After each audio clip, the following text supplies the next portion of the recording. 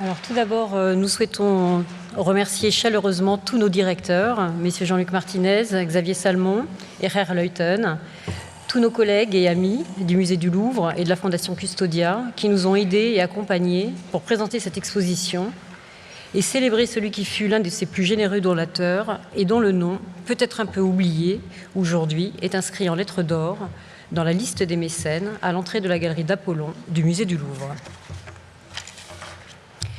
S'il existait une profession de collectionneur, le terme s'appliquerait parfaitement à Is de la Salle. L'un de ses biographes, Alphonse Hoyat Thibaudeau, le fils du collectionneur Narcisse Adolphe Thibaudeau, l'a écrit. La vie très simple de M. de la Salle s'est écoulée dans le calme de l'étude. Sa préoccupation constante était de voir et de comparer les chefs-d'œuvre de nos musées, tout en formant, avec un rare discernement, ses collections. Le voici. C'est le seul portrait connu de lui aujourd'hui. Il s'agit d'une photographie d'un dessin de De Veria, un portrait caricature datant de 1828 environ, dont l'original a probablement été conservé par sa maîtresse, Madame White. La légende indique Horace écoutant Dittmer, c'est-à-dire l'ami et le compagnon d'armes de Is de la Salle, auteur des Soirées de Neuilly. Sa mère, Hélène de Montgeroux, fut la meilleure pianiste de son temps et professeur de piano au conservatoire. Jérôme Dorival lui a consacré un ouvrage paru chez Symétrie en 2006. Il y décrit le milieu artistique dans lequel Is de la Salle grandit. Elle tenait salon et les lundis de Madame de Montgeroux étaient renommés. Selon un autre de ses biographes, le conservateur de peinture Anatole Gruyé, on y rencontrait le baron Dominique Vivant-Denon, le peintre Giraudet, ses amis musiciens Luigi Cherubini, Pierre Baillot et son accompagnateur de prédilection, Giovanni Battista Viotti. Alors, Is de la Salle est un collectionneur, comme l'a dit Laurence, professionnel. Et sa vie est remplie de fort peu d'anecdotes. Et il y a fort peu d'événements intéressants dans sa vie en dehors de sa passion de collection. Mais il y en a quand même un qui compte, c'est son engagement en 1814 dans la cavalerie des Bourbons. Au retour de Louis XVIII, après l'abdication de Napoléon, la première abdication à Fontainebleau en avril 1814, il s'engage dans la cavalerie, dans les mousquetaires, dans la maison du roi de Louis XVIII. Et il va y rencontrer un certain Théodore Géricault. Théodore Géricault, qui va être le héros du fameux roman d'Aragon, La Semaine Sainte. Vous voyez ici une couverture avec notamment le détail d'un tableau de Géricault représentant un cuirassier. Et ces deux hommes vont se côtoyer et se connaître à ce moment-là. Is de la Salle est d'une famille légitimiste, sa mère est carrément légitimiste, et lui-même, toute sa vie, restera attaché aux Bourbons et considérera que tous les autres régimes dans lesquels il vit ne sont pas tout à fait légitimes. Géricault, lui, s'inscrit dans cette cavalerie de la Maison du Roi plus par envie de porter un bel uniforme et surtout par amour des chevaux que certainement par conviction. C'est d'ailleurs ce qu'explique Aragon dans le roman, puisque le roman suit Louis XVIII et tous ceux qui l'accompagnent pendant toute la Semaine Sainte de 1815. Napoléon revient de l'île d'Elbe, le fameux vol de l'Aigle, et Louis XVIII est obligé de s'enfuir. Il quitte Paris le dimanche des Rameaux 1815 et il passe en Belgique à Gand une semaine après. Nous sommes le dessin que vous voyez à droite est un dessin qui figure dans l'exposition, qui a appartenu à Is de la Salle, qui fait partie d'une série de 5 dessins représentant le même sujet, que Géricault a étudié passionnément dans des formats plus ou moins larges, mais qu'il n'a jamais représenté en peinture. Il y a une peinture de ce sujet, mais elle n'est pas de lui. Vous la retrouverez dans le volume de Bazin, dans l'un des volumes de Bazin sur Géricault, mais elle n'est absolument pas de lui. Le dessin, par contre, est bien de lui, et vous voyez qu'il représente des cavaliers en train de prêter serment devant l'école militaire. Et ça nous a donné envie de vous lire 3 phrases du roman d'Aragon, donc, qui pourraient coller à peu près à cet événement. De l'école militaire à la Seine, le champ de Mars était comme une immense volière derrière ses barreaux de pluie. Ici, le bariolage était fait de plus de 3000 hommes et de 15 à 1600 chevaux scellés d'écarlate, où dominaient les manteaux blancs des gardes, un émail d'uniforme à casque, bonnets, bicornes, crinières et plumets, épaulettes, gibernes, galons, dragonnes, glands et boutons, fleurs de lys, soleil et grenades, banderoles, étendards, cravates, boucles, aiguillettes, épées et sabres, fusils et mousquets. Toute la maison du roi, depuis 2 heures, sur le qui-vive et sous la pluie. Les compagnies dessinant des parterres où la diversité des armes s'accroissait de la bigarrure des tenues. C'est exactement ce qu'on voit là, bien qu'évidemment Géricault ne représente pas cette revue du Dimanche des Rameaux qui n'a pas lieu finalement puisque le roi décide de filer sur la route de Gand, mais une revue qui a eu lieu certainement quelque temps avant. Vous reconnaissez les bâtiments de l'école militaire et c'est assez amusant puisque derrière on aperçoit un dôme qui devrait être celui des Invalides, mais évidemment les Invalides de cet endroit-là, on ne peut pas voir ce dôme. Alors, Géricault va, comme Horace de la Salle, accompagner le roi jusqu'à la frontière, et Aragon montre très bien dans le roman toutes les hésitations de ces jeunes gens qui ne veulent pas quitter la France. Et donc, Is de la Salle, lui, comme Géricault, va revenir vers Paris. Et puis, à Paris, il sent que les choses tournent mal pour les légitimistes, donc il repart à pied à Gand. Où il arrive probablement entre avril et mai 1815, c'est-à-dire au moment où Napoléon prépare son offensive contre les armées alliées de Wellington et de Blücher qui se rapprochent de Paris. Et à ce moment-là, il y a une chose très curieuse, sa mère, Madame de Montgeroux, qui évidemment s'inquiète, vous voyez la beauté du costume qui a séduit Géricault, et sur le cimier du casque, qui a séduit Géricault et Is de la Salle, et sur le cimier du casque, il y a écrit Quoruit et letum. Quoruit et letum, en latin, ça veut dire là où il se précipite, la mort le suit. Et c'est évidemment une très belle inscription qui nous a servi d'introduction à la dernière séquence de notre exposition. Donc, la mère de Géricault publie une espèce de profession de foi, enfin elle ne le publie pas, elle le rédige, exposer des motifs qui m'ont déterminé à envoyer mon fils à Gand. Donc c'est la seconde fois qu'il part à Gand, et je ne vais pas vous le lire parce qu'elle est reproduite in extenso dans le catalogue. En tout cas, Madame de Montgeroux dit, au fond il y a plusieurs solutions, si Napoléon remporte la victoire contre les Alliés, même une victoire intermédiaire, mais qui lui permettrait de négocier, eh bien mon fils sera sans doute condamné à l'exil et suivra le roi en exil, mais évidemment, il aura une très belle vie si, au contraire, le roi triomphe. Et puis, naturellement, le 18 juin 1815, c'est Waterloo, qui est illustré par une image, une lithographie de Charlet, qui était d'ailleurs la propriété d'Is de la Salle, qui, Laurence vous racontera ensuite à quel point il a aimé les lithographies. Et c'est une des rares représentations, évidemment, françaises de la bataille de Waterloo. On en trouve beaucoup plus à Londres, dans la maison de Wellington ou à d'autres endroits. Mais évidemment, les Français ont peu représenté Waterloo, bien que Géricault lui-même ait fait un petit dessin de Waterloo qui avait été montré dans l'exposition des dessins romantiques français il y a très longtemps. Et donc, Is de la Salle reste dans l'armée, et c'est pas un héros. Hein, on ne sait même pas s'il a vu le feu un jour. En tout cas, vous voyez que là, dans l'état de ses services, il y a marqué « Campagne de 1815 en Belgique avec les princes », ce qui veut dire qu'il ne s'est évidemment pas battu, puisque l'armée des princes, l'armée de Louis XVIII, ne s'est pas battue en 1815. Et ensuite, donc, il est décoré de la Légion d'honneur, et il reste pour assurer la remonte des chevaux à peu près jusqu'à une dizaine d'années, et puis ensuite, sa vie change complètement. Les débuts de la collection. Très tôt, vers 1817, Is de la Salle, jeune gentilhomme et brillant cavalier, achète ses premières lithographies à mesure qu'elles paraissent pour 10 ou 15 sous. Il réunira ainsi les œuvres de Horace Vernet, Géricault, Charlet, Bélanger, puis tous les artistes qualifiés de romantiques. Anatole Gruyé rapporte son premier achat d'une estampe ancienne, le portrait de Bossuet de Drevet, d'après Rigaud, dans la boutique du marchand Defer, pour 300 francs, somme conséquente pour un lieutenant des cuirassiers. Cette gravure constitue son premier don, en 1846, à la Bibliothèque nationale. C'est le début de sa carrière de mécène, écrira Eugène Lecomte, le troisième de ses biographes. C'est probablement dans les années 1820 ou au début des années 1830 qu'il achète sa première peinture, une annonciation de Pérugin dont nous ne connaissons pas l'image. En 1826, son beau-père, le comte Duno de Charnage, meurt et Is démissionne de l'armée pour raison de famille.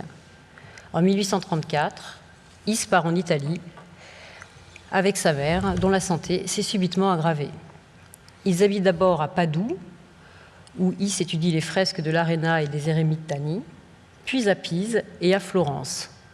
Il visite également Venise et Rome. Il a accompli, nous dit l'un de ses biographes, une sorte de stage des plus consciencieux au milieu de merveilles. C'est à Florence que Is de la Salle achète un petit relief d'un suivant de Donatello, identifié depuis à Bertoldo di Giovanni pour 20 francs. Il faut noter que cet objet arrivera plus tard dans notre exposition, car il fait actuellement l'objet d'un prêt pour une exposition rétrospective de l'artiste aux États-Unis. Is de la Salle achète probablement d'autres reliefs, plaquettes et médailles de la Renaissance. Et heureusement, Philippe Malguir nous a guidés dans ce domaine qui nous est assez peu familier, et nous le remercions. À Florence toujours, il acquiert probablement aussi la Vierge à l'Enfant de Mino da Fiesole, parfaitement représentatif du style de l'artiste. Ce bas-relief en marbre sera son premier don au musée du Louvre en 1862. Et là encore, nous remercions Marc Bormand pour avoir apporté sa contribution éclairée à l'étude des 3 sculptures exposées. C'est encore à Florence, nous dit Gruyé, en feuilletant les inépuisables cartons de la Galerie des Offices, qu'il contracta la passion des dessins. L'on sait, grâce à de petites notes inscrites au verso de montage, qu'il a acheté des dessins en Italie. Au moins 3 dessins, conservés au Musée des Beaux-Arts et de la Dentelle à Alençon, le prouvent, comme celui à l'écran, acheté à Rome en 1834. Le 20 mai 1836, Madame de Montgeroux meurt et est enterrée dans l'église Santa Croce de Florence. Is de la Salle rentre à Paris, rapportant avec lui des caisses pleines d'objets d'art. On ne sait pas par contre s'il a ramené des tableaux de la Renaissance italienne, car ces tableaux, il a forcément pu les trouver aussi à Paris, sur le marché de l'art, riche et prospère à cette époque. En effet, dès son retour, Is de la Salle devient un familier des hôtels des ventes, sauf à la belle saison qu'il passe dans ses terres de la Salle, près de Senonches en Eure-et-Loire, pour respirer l'air vivifiant de ces bois et en préparer les coupes. Dans les salles des ventes, il acquiert principalement des estampes anciennes, en grand nombre, et des dessins. Nous le trouvons par exemple à la vente du baron Salomon Roger. Il est l'adjudicateur de quelques dessins et en obtient d'autres par l'intermédiaire de marchands pour un total dépassant les 600 francs. L'un de ses principaux concurrents est son ami Frédéric Rézet, le conservateur, dont vous voyez le portrait à l'écran, dessiné par Ingres. Lui semble avoir un pouvoir d'achat nettement supérieur au sien, dépassant à cette vente 4 968 francs pour 11 dessins. Aux ventes de l'amateur Narcisse Réville de 1842 et de 1845, Is de la Salle fait face à de nombreux concurrents. Rézet, les frères Dutuy, le collectionneur Jam de Pourtalès, ou les peintres et collectionneurs Jules Boilly et Lancelin Turpin-Crissé, futurs donateurs des musées de la ville d'Angers. Là encore, ses moyens paraissent inférieurs à ceux de Rézet. C'est clairement le cas pour l'avant de 1845, où Rézet et les Dutuy dépensent plus que lui. Il est néanmoins l'adjudicateur de formidables feuilles, et notamment celle de Luca de Leyde, dessin qui appartient, le portrait d'homme que vous voyez, le deuxième, qui appartient à la série de 7 portraits à la pierre noire, dessinés en 1521. Cette feuille est aujourd'hui l'une des pièces les plus importantes de la collection du département des arts graphiques du musée du Louvre. En 1853, à la vente du statuaire Jean Feuchère, Is de la Salle a un concurrent de moins, car devenu conservateur, Rézet n'achète plus pour lui-même. Parmi ses nouveaux rivaux, on relève les peintres Émile Diaz et Jean Gigou, futurs donateurs du musée de Besançon, et le petit sculpteur et grand acteur Étienne Mélingue, dit l'idole du boulevard. Is est l'adjudicataire pour 175 francs du dessin de Léonard de Vinci, Sainte-Anne, la Vierge et l'Enfant, première pensée pour le sublime tableau du musée du Louvre. C'est le dessin le plus cher de la vente, où Is dépense un peu moins de 500 francs. Le nécessaire arbitrage de tout collectionneur qui souhaite améliorer sa collection le conduit à vendre ses estampes anciennes en avril 1856. Il s'en sépare avec un vrai chagrin, nous dit-il dans la préface du catalogue, pour se consacrer au dessin. La vente rapporte 53 989 francs. Le journal des amateurs d'objets d'art et de curiosités relève parmi les acheteurs l'élite des amateurs de Paris et quelques amateurs de province, ainsi que les deux marchands anglais renommés, messieurs Evans et Colnaghi. Et effectivement, on remarque qu'il dépense davantage à partir de 1857 et qu'il acquiert une vingtaine de lots à la vente Marcille pour plus de 1100 francs, où il croise entre autres les peintres Diaz, père et fils, le sculpteur Jules Maine et les frères Goncourt. Il y acquiert notamment l'Apollon Soroctone de Poussin et plusieurs dessins de Géricault. C'est encore le cas à l'avant de celui qui fut son camarade de collège, le comte Narcisse-Adolphe Thibaudeau, père d'Alphonse Wyatt, et face à ses concurrents Diaz, Thiers, Gâteau ou le comte Niels Barck, collectionneur et peintre d'éventail, 25 lots de dessins lui sont attribués, dont la feuille de Biagio Pupini d'Alençon et plusieurs dessins de Poussin. Is de la Salle achète également à des marchands. Selon le conservateur au département des peintures Gruyé, c'est à Paris, auprès du marchand belge Van Kuyk, que Is de la Salle obtient ce buste de Minot da Fiesole, qu'il aimait particulièrement et dont il souhaitait que son dernier regard soit pour lui.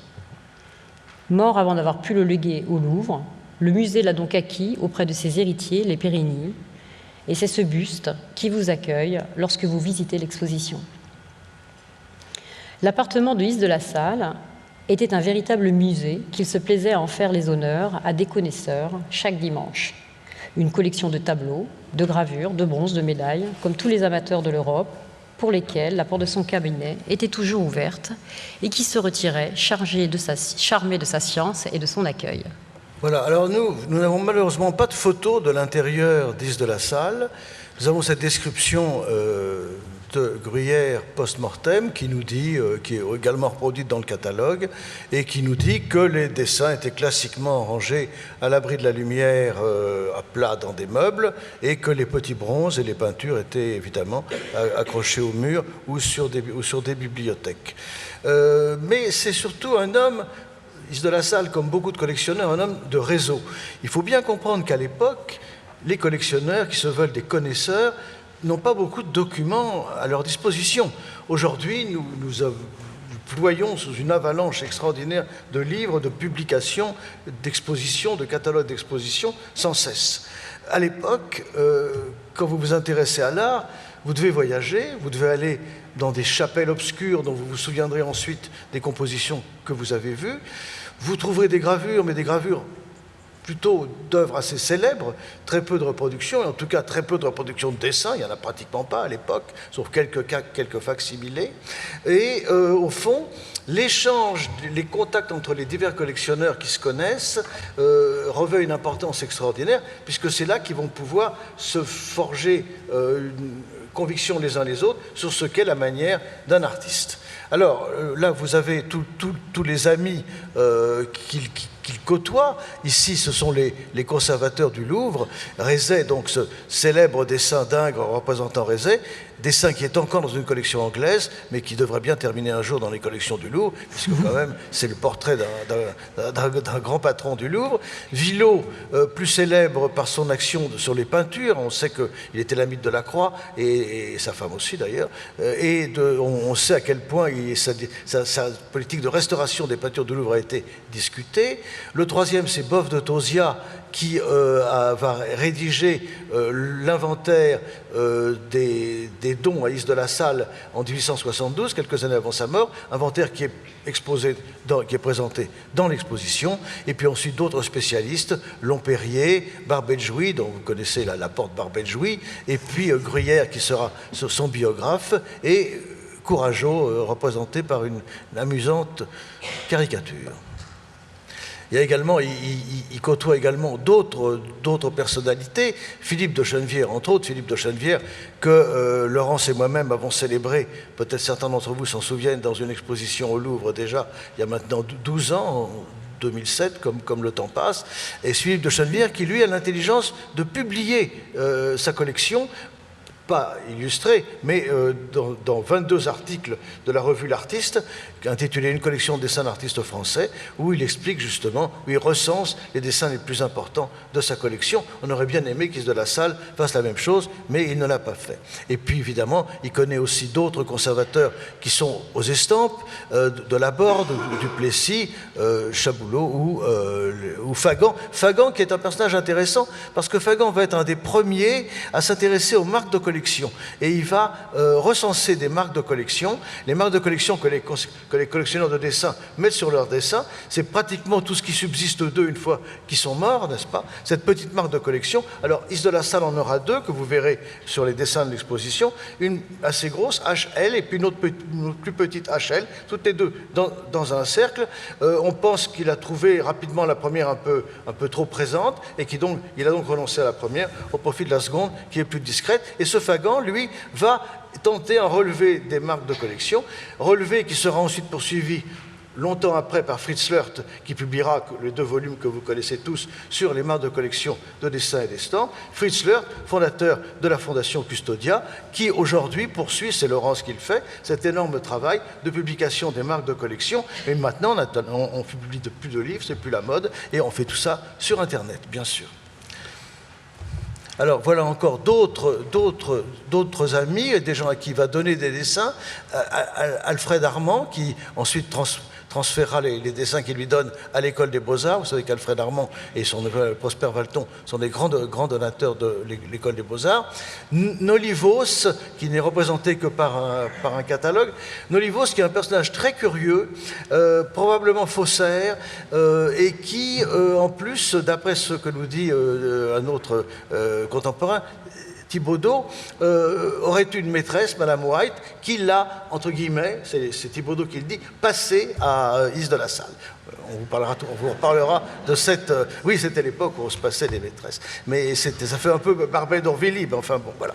C'est comme ça. Et puis d'autres artistes ou conservateurs, Eugène Piot, Davilliers, Timbal, Galichon et Léon Bonnat. Léon Bonnat, dont aussi on redira un mot tout à l'heure. Alors, notre ami Yves de La Salle est assez considéré. Il est assez considéré et on va lui demander de jouer parfois un rôle d'expert devant lequel il va d'ailleurs renacler dans la mesure où il faut parler d'argent. Il n'aime pas ça, parler d'argent. D'ailleurs, lui-même n'a pas une grosse fortune. Mais il y a un événement assez important, c'est qu'en 1860, Frédéric Rezet, le conservateur des peintures et des dessins du Louvre, a besoin d'argent et décide de vendre sa collection de dessins de Poussin au duc d'Aumale. Vous voyez à gauche Frédéric Rezet, au centre Henri de Trichetti, qui est un sculpteur qui est l'intermédiaire entre Rezet et le duc d'Aumale, parce que le duc d'Aumale, à l'époque, est en exil, pendant le Second Empire, il est en exil en Angleterre, à Twickenham. Le duc d'Aumale, dans son beau costume de général, vous savez que c'est le fondateur du musée Condé à Chantilly. Et le duc d'Aumale va vouloir acheter ses dessins, mais il dit « j'aimerais bien avoir une idée du prix ». Et qui on consulte pour dire de la qualité des dessins? Yves de La Salle. Yves de La Salle donne un prix, et puis ensuite il va être assez mécontent, parce que Rezet était son ami, et il s'étonne avec Trichetti dans une correspondance. Il dit « mais comment est-ce qu'un homme de la qualité de M. Rezet peut devenir, après avoir été un conservateur du Louvre, un marchand ?» Conservateur de Louvre qui deviennent marchands, il n'y en a pas beaucoup, mais enfin, ça peut arriver. Mais ensuite, Rezet lui explique qu'il a fait ça par besoin d'argent, et Yves de La Salle s'adoucit. Les dessins arrivent à Twickenham, le duc les découvre, il est ravi, et ensuite, quand il a le droit de rentrer en France, pendant la Troisième République, les dessins entrent à Chantilly, et ils sont publiés, vous voyez le petit livre bleu en bas, ils sont publiés par un certain Malot. Malot, c'est Aumale à l'envers, c'est le fils adultérin du duc d'Aumale, qui a été venu conservateur à Chantilly et qui a publié ses dessins. Alors vous voyez, il y a marqué 102 dessins. Eh bien, Yves de La Salle, comme le duc d'Aumale, comme Trichetti, avait été un peu enthousiaste. Quand nous avons publié, Pierre Rosenberg et moi-même, le catalogue des dessins de Chantilly au moment des grandes rétrospectives de 1994, nous n'avons retenu que 33 ou 34 qui sont de la main de Poussin. Mais c'était déjà une proportion assez bien, parce qu'évidemment, les choses ont évolué depuis. Et ça a été un peu la même chose pour Is de la Salle. Il pensait avoir réuni une centaine de Poussins, et disons qu'on lui en garderait aujourd'hui à peu près la moitié, ce qui était pas mal du tout. Alors, Is de la Salle est consulté une seconde fois par le même duc d'Aumale, 2 ans après, en 1862, à propos du dessin que vous voyez en bas à droite, que vous connaissez tous, qui est en ce moment exposé à Chantilly, hein, la Joconde nue attribuée à Léonard de Vinci.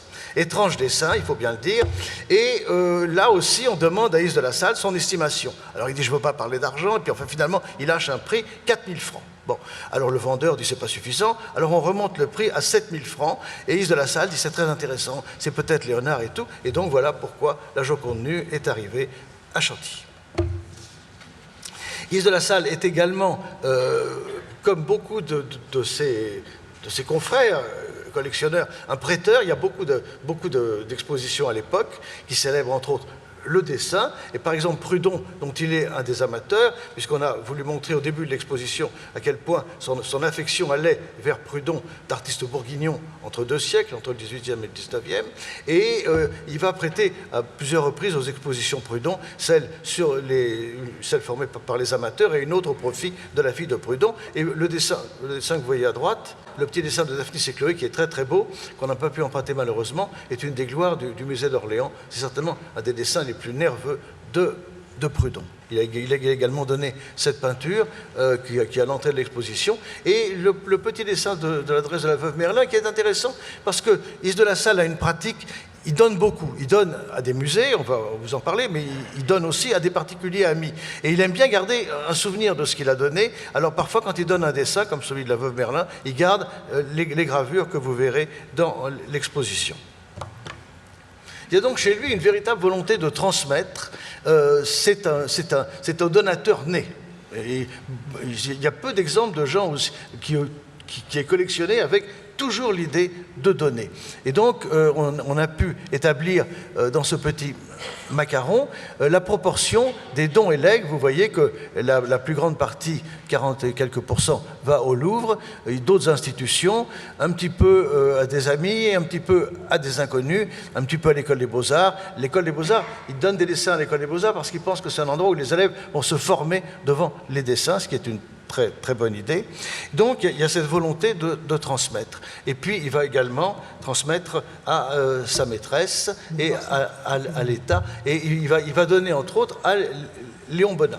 Alors, Léon Bonnat, c'est ce peintre, donc vous avez vu tout à l'heure, qui a fait le portrait du duc d'Aumale. Léon Bonnat, c'est ce peintre célèbre qui, une fois qu'il aura réuni sa collection, fondera un musée à Bayonne. Musée qui nous pose bien des problèmes quand on fait des expositions, parce que c'est un musée qui ne prête pas, comme Chantilly, hein, deux musées complètement interdits de prêt.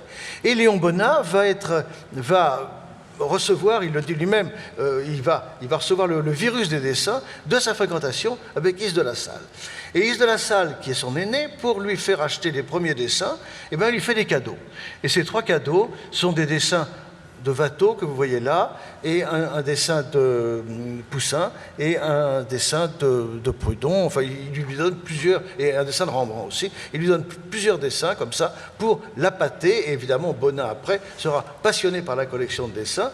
Et nous avons présenté dans l'exposition, dans la vitrine de la première salle, une lettre de Léon Bonnat, un de ses modèles les plus célèbres, une grande bourgeoise de l'époque, Madame Cahen d'Anvers, une lettre où il explique à Madame Cahen d'Anvers qui était Is de la Salle, qui est vraiment très, très peu connu à l'époque, et encore aujourd'hui, et qui justement était ce personnage qui l'a complètement inspiré comme collectionneur. Voilà d'autres bénéficiaires de la générosité d'Is de la Salle. Alfred Armand, vous voyez, à qui il donne plusieurs dessins de Géricault. Benjamin Fillon, qui est un collectionneur essentiellement d'autographes.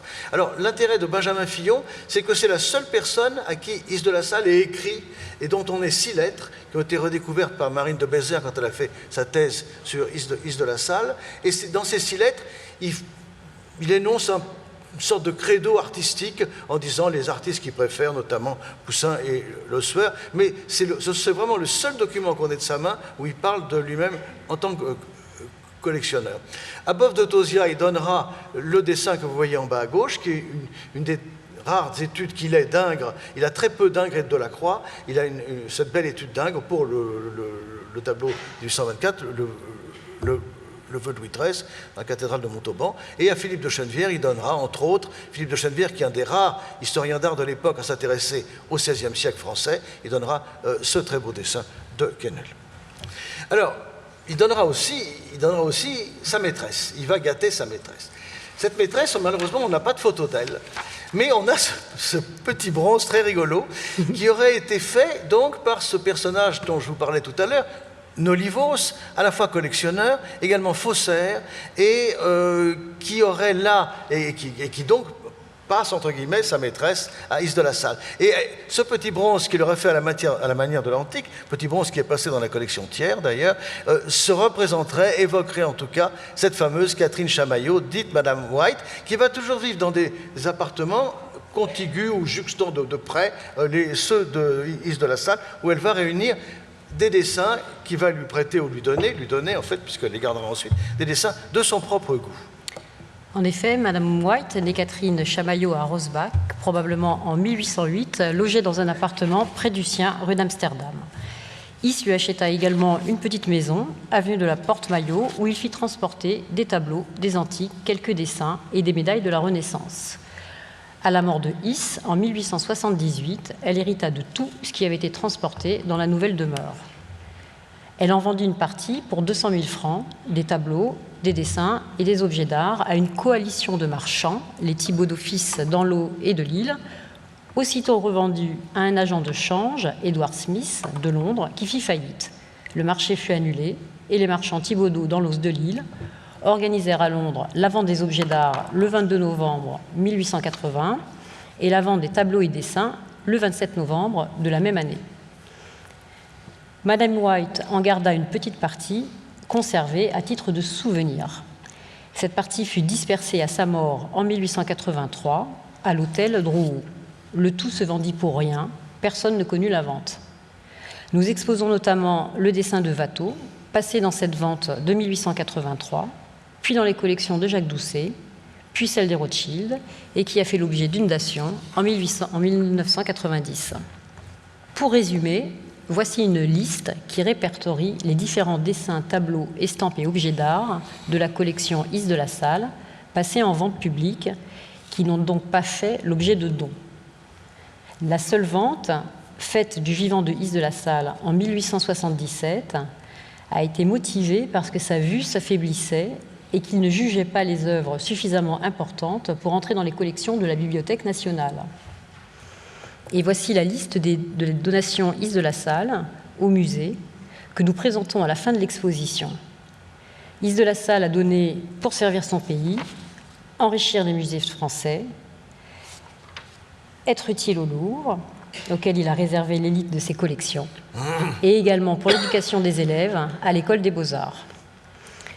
On a donc pu définir précisément, on s'amuse avec Antoine à définir précisément le goût du collectionneur en analysant le millier de dessins qu'il a réunis, et c'est ce qui constitue le fil conducteur de l'exposition. À peu près autant de dessins français que de dessins italiens, moins de dessins hollandais qui sont en gris. C'est vraiment assez frappant à quel point les deux gros morceaux du macaron sont absolument égaux. Et donc, parmi ces dessins italiens, il a réuni quand même quelques chefs-d'œuvre, dont 2 dessins de Léonard. Le second est là, le premier, Laurence vous l'a montré tout à l'heure, le second est là, c'est une étude qui est à rapprocher d'un tableau qui est exposé d'ailleurs en ce moment, la Madone Benoît, où elle tient un fruit. Ces 2 dessins de Léonard, on aurait beaucoup aimé les montrer dans notre exposition, mais on nous a expliqué qu'il fallait les montrer dans le florilège de Léonard, et donc vous irez les voir, mais à l'étage en dessous. Mais nous avons pu montrer cette magnifique enluminure de Lorenzo Monaco, ce délicieux dessin de Botticini, et beaucoup d'autres. La partie dans le catalogue concernant les dessins de Léonard a été rédigée par Dominique Cordelier, notre ami Cordelier, que je remercie beaucoup pour sa science et pour toute la connaissance qu'il a apportée au développement dans le catalogue. Et je vous invite également à lire son nouveau roman, Stéphano, qui vient de paraître et qui n'a pas eu le Goncourt, mais qui aura mieux. Enfin, voilà. Donc il faut absolument lire Stéphano. Bon, pour notre part, nous sommes un peu moins ignorants dans le dessin français, et donc Is de la Salle a été quand même l'un des grands admirateurs de Poussin. Je vous dirais même qu'il me semble que c'est celui de tous les collectionneurs que j'ai pu étudier en rapport avec Poussin, je crois que c'est celui qui en a lu pratiquement le plus, avec peut-être Thomas Lorenz, qui en avait hérité du comte Maurice von Fries. Il a eu plusieurs séries de dessins, on n'a pas tout pu montrer dans l'exposition, il fallait laisser la place à d'autres artistes, mais on a montré essentiellement des dessins qui préparaient des tableaux, mais aussi il y a ce très beau dessin du musée de Lyon qui est un dessin qui fait partie de la longue série, on en connaît à peu près 70 ou 80, des feuilles d'études de Poussin d'après l'Antique ou d'après les maîtres. Alors Poussin avait une pratique très particulière de copier. Vous voyez à quel point dans une feuille de copie, ici ce sont des copies plutôt d'après les maîtres, ce ne sont pas des gravures de la Renaissance, sauf le Sphinx en haut naturellement, et vous voyez à quel point il est soucieux d'agencer la feuille de façon élégante et en essayant presque que des motifs disparates se répondent et créer une espèce d'harmonie à travers la feuille. Et toutes ces feuilles, toutes ces copies étaient réunies en un album qui a été dispersé, et tous ces dessins portent la même caractéristique. Ils ont un trait d'encadrement à la sanguine, vous le distinguez très bien là en bas du dessin, et ils ont tous au dos une inscription A65, on ne sait pas très bien ce que ça veut dire. 65, c'est l'année de la mort de Poussin, alors peut-être que c'est lié à ça, mais c'est assez curieux. Toutes ces copies, d'après l'Antique et les maîtres, ont ce même genre de spécification. Et puis, après, il y a les autres dessins, naturellement, dont vous pouvez admirer certains dans l'exposition. Certains des dessins sont des études pour les sacrements. Vous savez Poussin peint deux séries des sacrements, l'une pendant son premier séjour romain à l'intention de son mécène Cassiano dal Pozzo.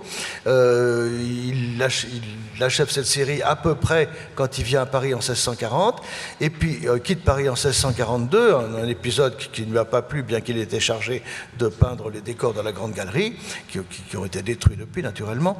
Et à partir de 1643-44, il recommence une autre série des sacrements, cette fois pour son ami Chanteloup, qui avait réclamé une autre série, qui était un peu jaloux de celle de Cassiano dal Pozzo. Et certains dessins sont difficiles à situer dans l'une ou l'autre des séries, sont un peu intermédiaires entre les deux. C'est le cas du dessin en haut à gauche, qui est un dessin pour le sacrement du mariage, qui est un dessin d'une qualité et d'une conservation extraordinaire. À côté, toujours dans le registre du haut, vous avez ce fameux dessin qui représente un portement de croix.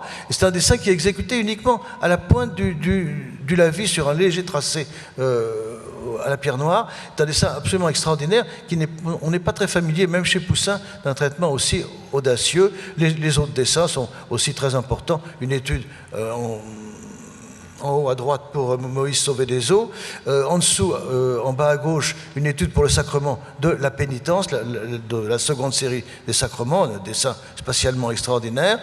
Au milieu, en bas, une étude pour la Sainte Famille à l'escalier, le tableau que nous avons longtemps partagé avec le musée de Cleveland, qui maintenant est au musée de Cleveland, parce nous l'avons partagé parce qu'il avait été exporté illégalement, donc on a eu droit à l'avoir pendant un certain temps, qui est une composition extraordinaire par cette espèce d'intuition spatiale. Vous voyez l'espèce d'ouverture de porte qui est derrière le Saint Joseph et qui donne une espèce de profondeur extraordinaire à la scène.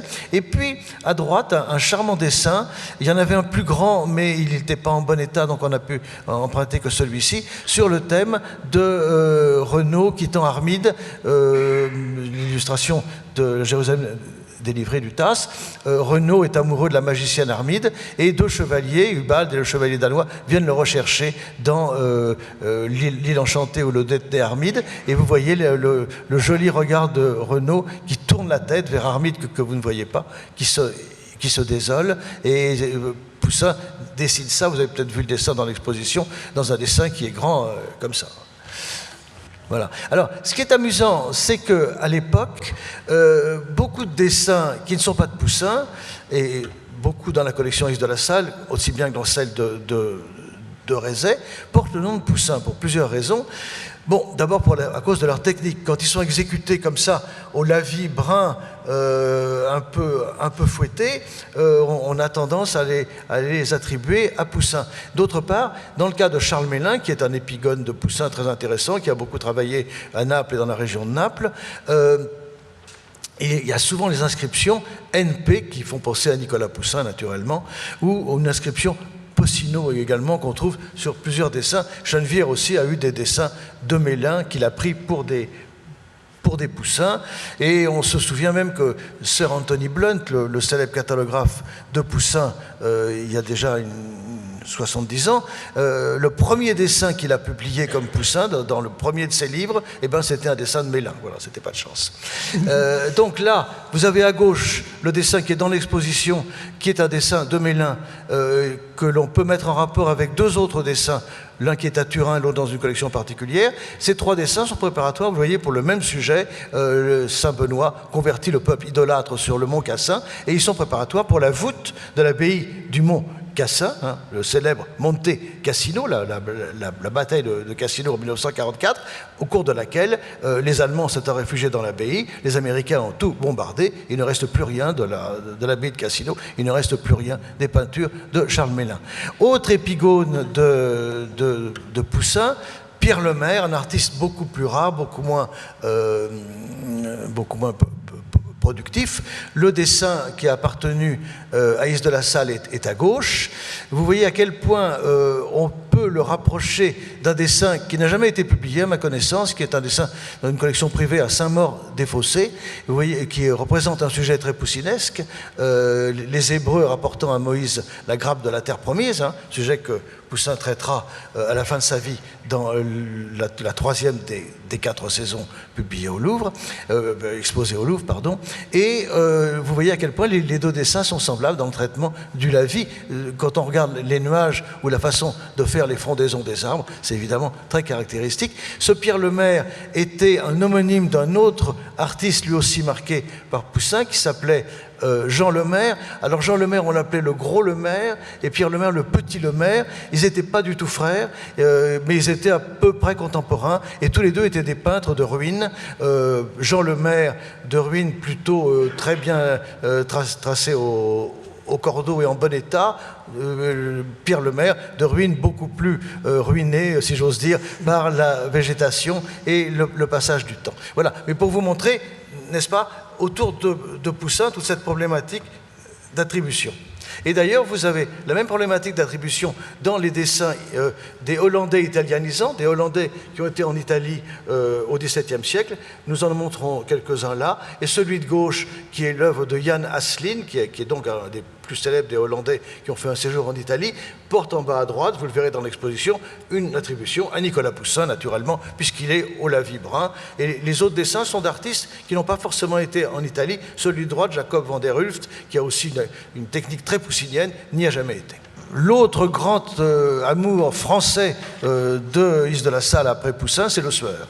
Il dit « Je considère Poussin et Le Sueur, dans une lettre à Benjamin Fillon, comme deux artistes à part, comme deux maîtres à part. » Et il a eu plus d'une douzaine de dessins d'Eustache Le Sueur, toujours dessinés sur cette espèce de papier brun très caractéristique que Le Sueur emploie. Nous n'en avons montré qu'un dans l'exposition, c'est celui qui est au milieu du registre supérieur, une étude, évidemment, vous l'avez reconnu, pour le cabinet des Muses à l'hôtel Lambert, mais il faut savoir qu'il a eu beaucoup de dessins de Eustache Le Sueur, qui considérait comme un grand maître de la pureté attique, si vous voulez. Alors, il a également collectionné des grands baroques italiens, et ces feuilles, il nous a donné par préférence au musée de Dijon. Hein. Il a eu comme ça des musées d'élection en dehors du Louvre, l'école des Beaux-Arts, on l'a dit. Alençon, sans doute parce que Chenevière lui-même, qui était son ami, a beaucoup donné à Alençon. Dijon, parce qu'il trouvait que le musée était très intéressant et manquait de ce genre de dessins. Un petit peu à Lyon également, il a donné des dessins. Et puis dans 2 ou 3 autres dessins, on a une petite lettre de lui au conservateur de Mâcon, très drôle, où il dit « Monsieur, je suis le conservateur, je viens de passer à Mâcon, j'ai appris qu'il y a un musée, je ne savais pas qu'il y avait un musée.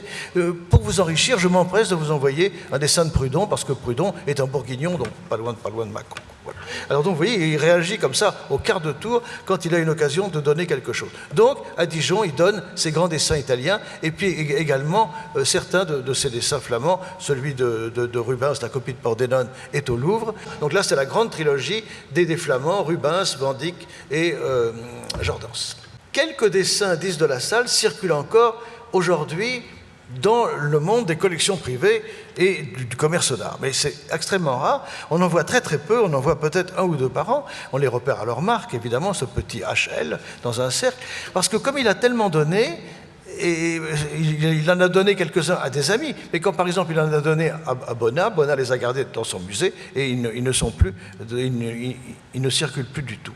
Alors là vous avez trois exemples, dont un appartient au Louvre, celui du milieu, et les deux de côté à la Fondation Custodia, donc qui poursuit avec sous la houlette passé de Fritz Lört, ce grand intérêt pour les dessins hollandais. Vous verrez que ces dessins sont prêtés par la Fondation Custodia, donc on remercie encore une fois le directeur R. Leuten, et puis vous verrez que ces dessins sont particulièrement bien encadrés, c'est des dessins assez merveilleux. Celui de droite a été acquis par la Fondation Custodia il y a une dizaine d'années, donc il représente le jeune Hoogstraten se regardant, c'est un des exercices que Rembrandt donnait à ses élèves, se regardant dans un miroir, et Rembrandt a sans doute retouché le dessin. Vous voyez l'accent sous le coude du jeune homme et peut-être quelques autres accents au premier plan sont probablement de la main de Rembrandt, mais voilà, c'est assez rare maintenant de trouver des dessins d'Yves de la Salle encore en main privée.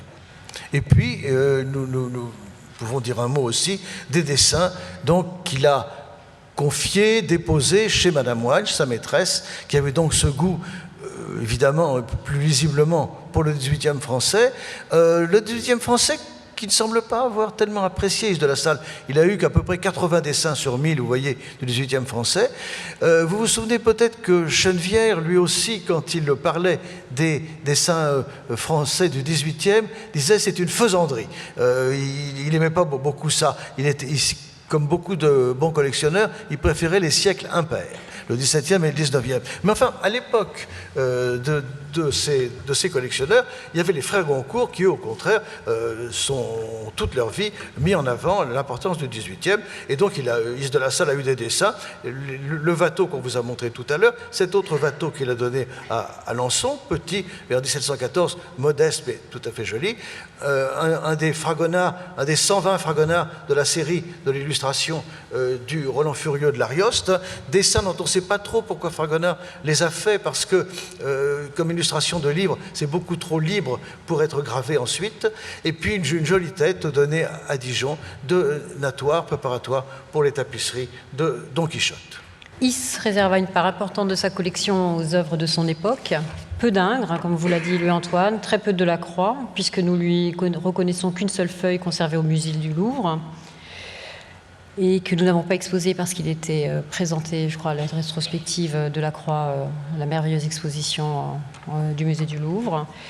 Et nous avons choisi de vous montrer l'un de ces artistes qu'il adorait. Tout comme les Goncourt, il aimait Gavarni pour sa finesse de son dessin, ses aquarelles légères et le mordant de son esprit. Pour le 19e, on trouve dans sa collection un grand nombre de dessins de ses contemporains, réalisés en Italie, paysages, ruines et monuments sous le beau soleil qui les éclaire, des souvenirs du Grand Tour et d'artistes ayant su saisir le pittoresque de ses habitants, comme Dominique Papetit. Et comme Théophile Gautier, Yves de la Salle s'enthousiasma également pour les orientalistes. Il apprécia Decamps, dont les aquarelles atteignaient de haut prix dans les salles des ventes, et il aima le minutieux et Prosper Marilla, et on sait d'ailleurs que Is assista à la vente après décès de l'artiste et qu'il possédait 13 dessins de lui, donnés à chacun de ses musées de prédilection.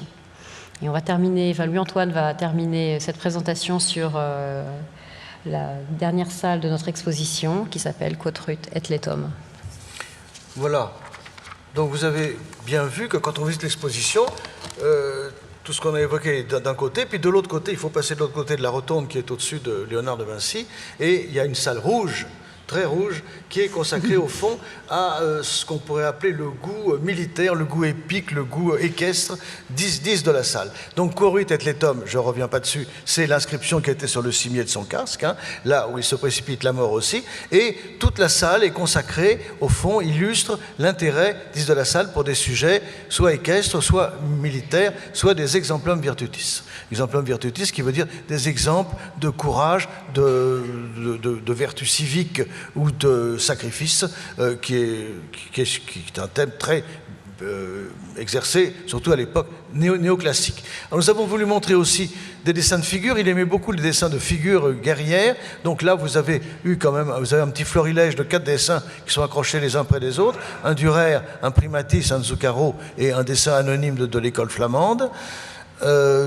Deux autres dessins inspirés de Polydore de Caldara. L'un des deux est retouché par Rubens, qui sont des grands dessins de composition.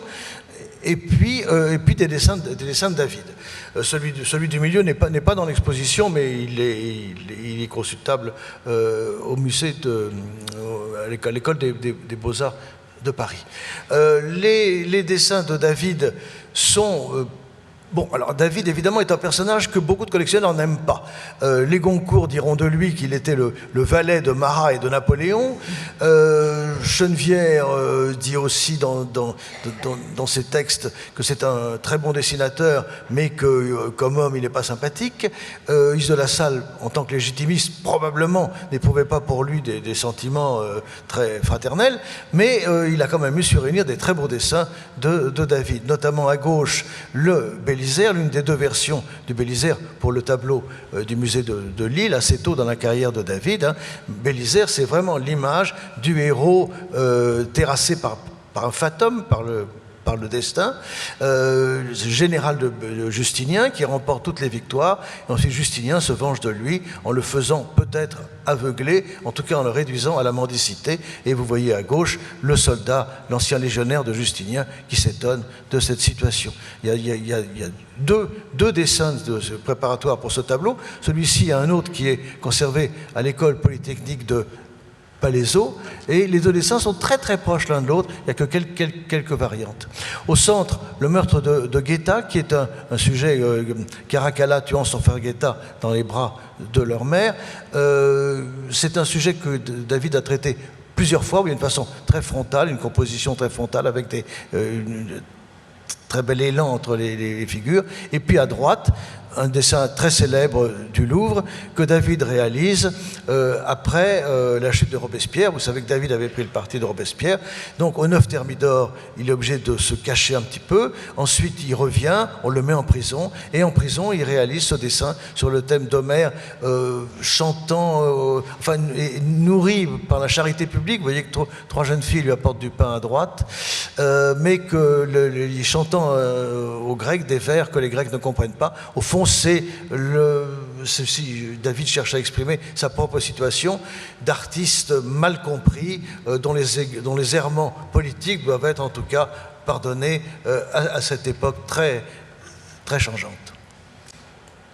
D'autres exemplum virtutis, c'est ceux de Moreau. Alors Moreau, c'est évidemment un des artistes, un des dessinateurs graveurs préférés des Goncourt, mais là, c'est un Moreau tardif, c'est un Moreau de la fin de sa vie, d'après la Révolution, qui illustre les voyages de jeune Anacarsis, qui illustre le sujet des Grecs qui vont s'embarquer pour aller vaincre les Perses à Salamine. À droite, un des très très beau dessin de l'exposition, très marquant, vous le verrez, il est grande dimension, il est très frappant, il est conservé au musée d'Alençon, mais on a réussi à l'obtenir pour l'exposition. C'est un des sujets. Perron, c'est quand même un artiste dont on a, depuis quelques années, compris l'importance. Vous le connaissez tous parce que son tableau le plus célèbre, La mort d'Alceste, est accroché juste à côté du serment des Horaces, dans la salle d'Aru, et ce pour une raison très simple, c'est que les deux tableaux ont été exposés ensemble au Salon 85. Mais évidemment, le Serment des Horaces a éclipsé la mort d'Alceste du pauvre Perron, qui ensuite va peindre d'autres tableaux, en même temps que David, il peindra une mort de Socrate, et là aussi il sera gêné par le succès de David. Alors là, dans ce dessin, les funérailles de Miltiade, d'un sujet qui est difficile à comprendre au premier plan. En fait, Miltiade, c'est le personnage mort qu'on emmène à gauche de la composition. On l'emmène parce qu'il était en prison, injustement condamné. C'est un des vainqueurs de Marathon, et d'ailleurs Marathon est écrit sur le bouclier qui est suspendu en haut de la pièce. Et son fils Simon, c'est ce jeune homme très alangui, vous voyez presque efféminé, qui est alangui à droite, et le bourreau est en train de le lier en prison à la place de son père. Simon a accepté de prendre la place de son père pour que son père ait des funérailles dignes de lui. Voilà, c'est un très beau dessin que je vous recommande d'aller voir dans l'exposition.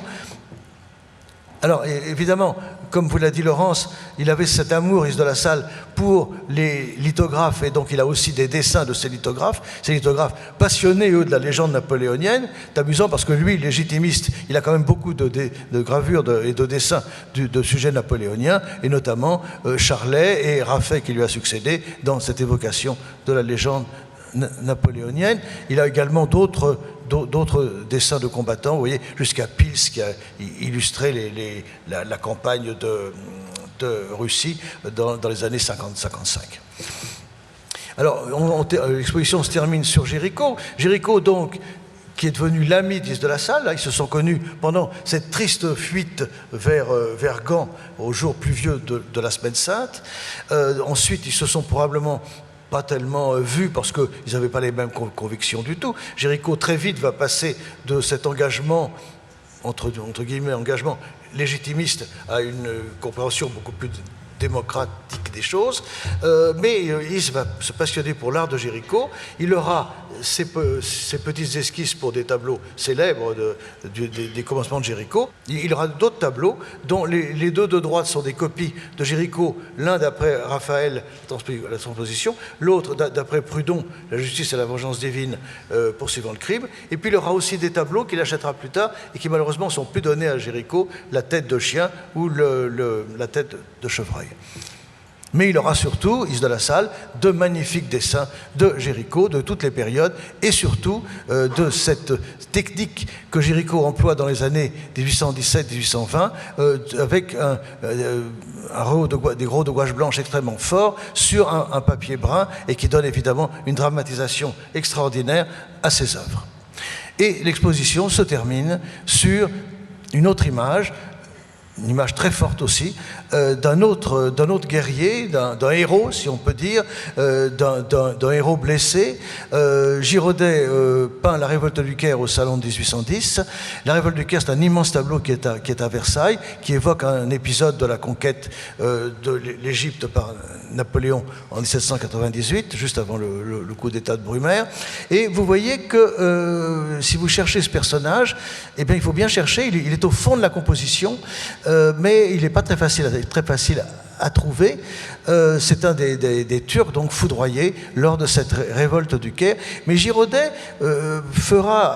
portera la même attention aux personnages les plus lointains de la composition qu'à ceux du premier plan. On connaît de magnifiques études pour chacun des personnages, et c'est évidemment cette image du héros foudroyé, qui a sans doute, nous le pensons en tout cas, séduit Is de la Salle, qui sans doute s'identifie un peu à ces personnages, bien que lui-même n'ait pas été un héros, mais il a été un héros de la collection. Merci.